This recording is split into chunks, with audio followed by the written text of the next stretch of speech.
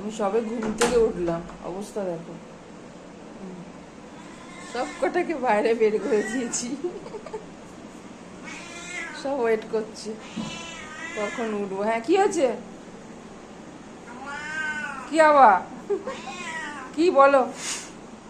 কি মানে রাত্রে বাইরে বের করা মানে লাভারিস? তবে চিন্তা নেই, খাবার সব কিছুই বাইরে আছে, কিন্তু তারপরেও। হ্যাঁ, কি হয়েছে বাচ্চা? হ্যাঁ, কি হয়েছে বাবা? খুশু?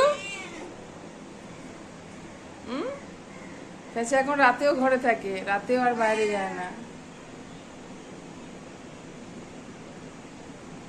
কখন দরজা খোলা হবে, মানে মা কখন দরজা খুলবে আর আমরা অত্যাচার করব মায়ের ওপরে।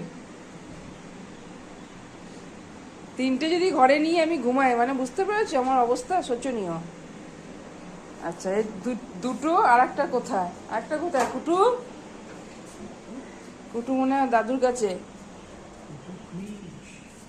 আরে বাবা, ফ্রিজের মাথায়!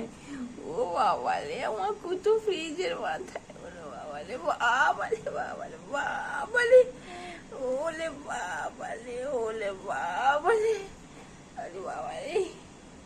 সকালে টয়লেট পেয়েছে আর আমি বাইরে বার করে দিয়েছি। আমি যা, অ্যাকচুয়ালি রাতেবেলা ওই থাকে আমার সাথে।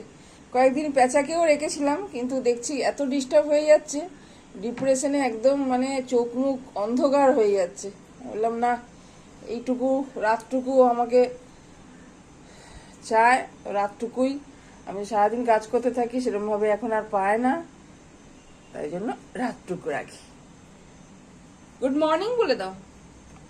Good morning.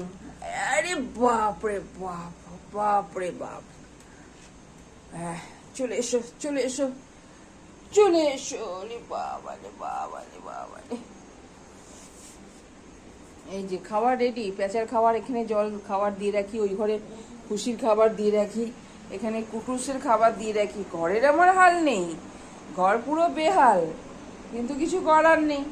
কি করবে এখন? কিন্তু কুটুস ওয়েট করছে এই আর্লি মর্নিং ওঠার পরে। এখন আর যদিও আর্লি মর্নিং নেই, এখন একটু বেলা হয়ে গেছে, আজকে একটু বেলা করেই উঠেছি, তার কারণ কালকে সারা দিন আমি দোকানে ছিলাম। দোকানে আমার খুব চাপ ছিল, মানে ভিডিও দেখেছো যে আপলোড করতে পারিনি ওই রাতে একটা, তো তার জন্য আজকে আমি একটু দেরি করে ঘুম থেকে উঠেছি।